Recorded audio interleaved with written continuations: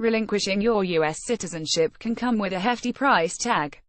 Because the United States is one of the only countries to tax based on U.S. citizenship, even Americans living abroad must pay U.S. taxes.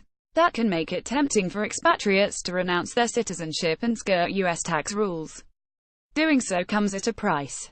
A record number of Americans are giving up their citizenship, according to the U.S. Treasury Department. Last year, 5,411 individuals either gave up their citizenship or terminated long-term residency.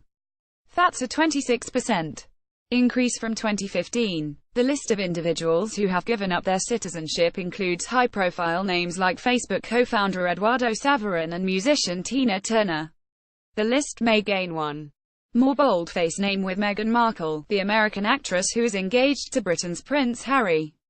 The announcement of the couple's engagement this week included news that Markle plans to become a British citizen. The administrative process involved in giving up your citizenship is simple, said Joshua Ashman, a co-founder and partner at Expat Tax Professionals, which provides professional tax services to U.S. expatriates.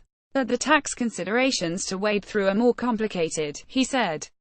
You must make an appointment at a U.S. embassy, sign the appropriate forms and take the oath of renunciation. You also must pay a $2,350 administrative processing fee.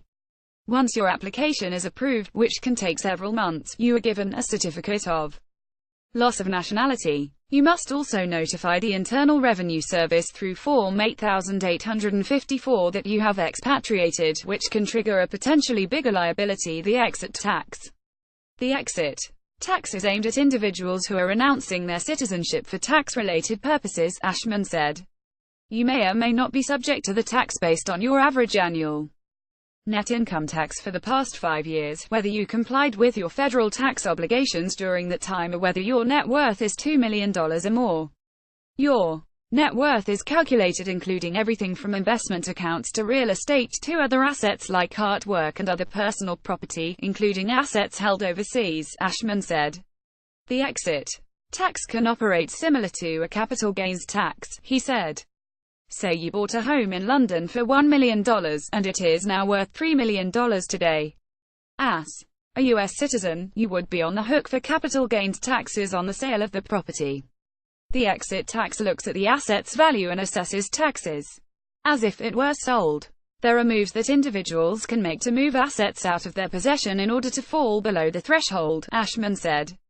But be warned that giving up your U.S. citizenship can also trigger other taxes, he said. For example, if you give a gift to someone in the U.S., not everyone who renounces their citizenship is doing so for financial reasons. There's a lot of regular people who exit every day, Ashman said, including individuals who may have been born in America, but have spent most of their lives in another country. You hear a lot of anti-Trump rhetoric as well. More from personal finance. Single parents may lose income tax overhaul. Why it's smart to boost charitable giving this year. What LA and Columbus, Ohio, have in common for retirees.